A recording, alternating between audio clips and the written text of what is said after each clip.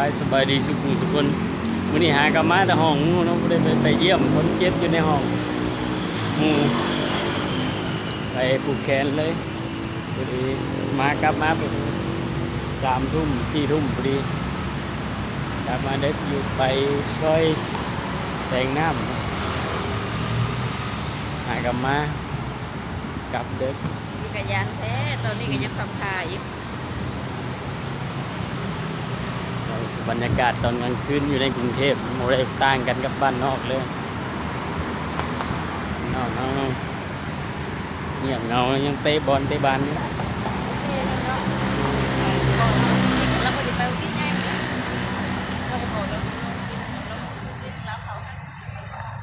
บอกพิษบอกเงินใหญ่นะจะลงเงินใหญ่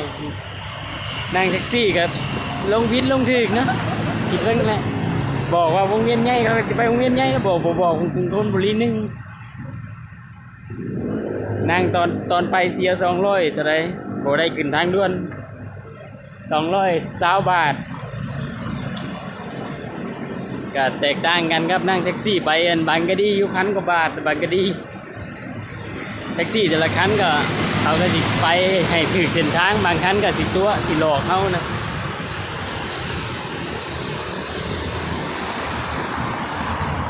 เราเขาไป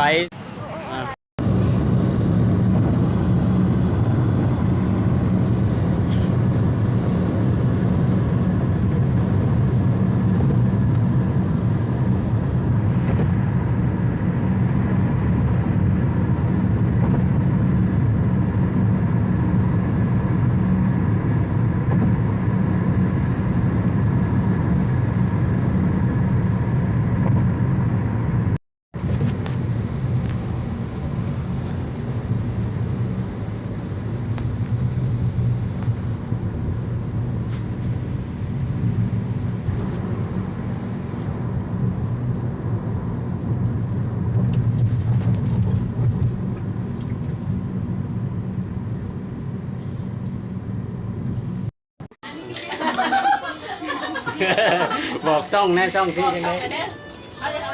บอกที่ซ่องนะไปกดไลค์กดแชร์กดเขียนไปเบิ้งโอ้ยพวกที่เราขอหาตามเว็บก็ได้พี่เจ้ามันบอกทางเว็บมันต้องไปดูด้วยอะไรพี่แล้วพี่จะได้ไปดูด้วยนี่บอกได้ไหมชื่อช่องอยู่ไหนบอกนี่ยังไปตั้งอะไรพี่จะดูเบอร์ไวเว็บดอทยังด็อกแล้วง่วงดอทแล้วรู้ป่ะ EOG อ่ะดอทแต่เดิมเนี่ยแทงนะเบอร์ไวเว็บยังบอกมาเนี่ยจะได้เข้าไว้เชิดมึง x 3 ตัวครับ 3 ตัวมันลายเว็บเกินเลยตอนนี้เริ่มเช้าแล้วมือแรกเห็นเป็นระยะเลื่อนไปเบิ่งมันมือแรกอายุว่าไก่นะเป็นยังเป็นยังเดือดครับไหนตามหักแข็งหักกระดูกหักเบิดมุนมาเลยขาย่างได้ตอนนี้กำลังเริ่มย่างได้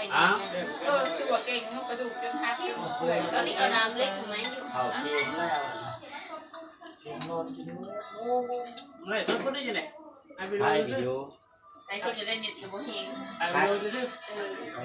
มึงเนี่ยกูไปลงทุนกับเจ้าชิมากูมึงเอามึงเนี่ยรอดกันจนอย่างนี้กูจะให้บอกเลยอย่าให้เมียแทงเมียก่อนใส่ยังผสมก็เป็นยังเขียนจนเขียน